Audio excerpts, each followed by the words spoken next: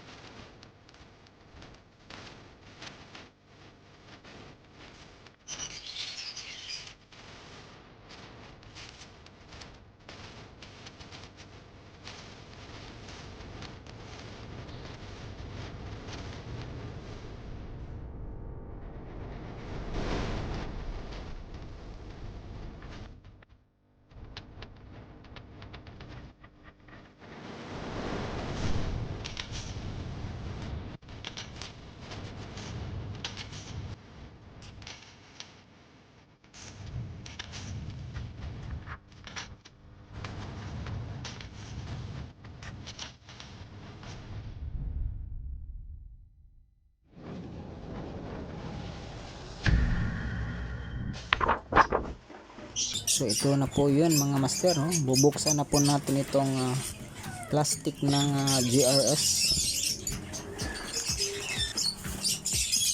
In order ko po ito mga master noong August 1, 2021 at binayaran ko po through GCash.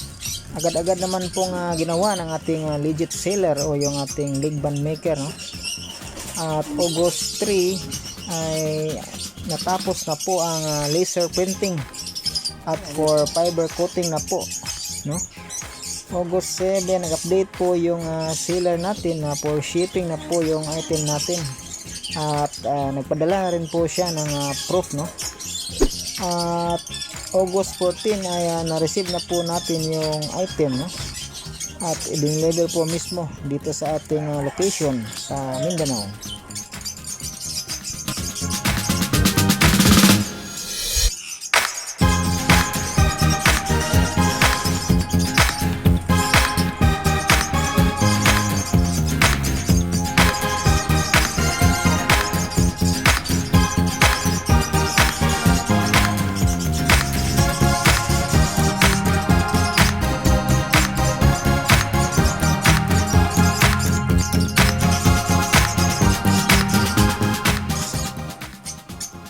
In-order ko po o pinagawa ko po palang ligban mga master, no, ay isang dumbbell na design, no? Laser printed po ito at fiber coated color gold po mga master, no? Yun po kasi yung ating paboritong kulay, no? Ito po ay oversized na ligban mga master, no? Kahit mga breeder po ay pwedeng lagyan, maliban lang po doon sa mga breeder na masyado na pong malaki yung paa, lalong lalo na po sa mga Alps 1 at sa mga big size na Personatus. Hindi na po talaga kasya yung ligban sa mga paa nila. Sukat po nito mga master ay 5mm diameter. Mga master, ano ba ang purpose ng paglalagay ng bird ring o leg band sa ating mga alaga? Maliban po mga master sa ito'y dagdag pugi points sa ating mga alaga, no? At maliban din po na ito'y required sa atin, no, as a keeper, na maglagay po tayo ng mga marking sa ating mga alagang ibon. Ang pinaka-purpose po ng paglalagay ng leg band o bird ring sa ating mga alaga, ito po ay magsisilbing identity nila, identification, pagkakakilanlan po. Sa pamamagitan po ng leg band ay matitrace po natin yung may-ari o yung breeder ng ibon. Matitrace din po natin yung parents ng ibon, pati yung hatch date kung may record po yung breeder. Kadalasan ng mga breeder ay mayroon naman pong mga listahan o record po, lalong lalo na po yung mga mamahaling mutation, mamahaling ibon, yung mga high mute na ibon, nakalista po yan sa kanilang notebook. Para sa akin po mga master, ang mga sisiw o yung mga napabuga, napapisa kong ibon, kahit low mutation kung tawagin, ay isa po itong masterpiece, katulad po ng isang painting. Kaya ko po sila gustong lagyan ng bird wing. Kung saan nandoon po nakalagay ang aking pangalan mga master. Mga master, bilang suporta po sa ating channel, huwag niyo po sanang kalimutang mag-like, share at syempre subscribe.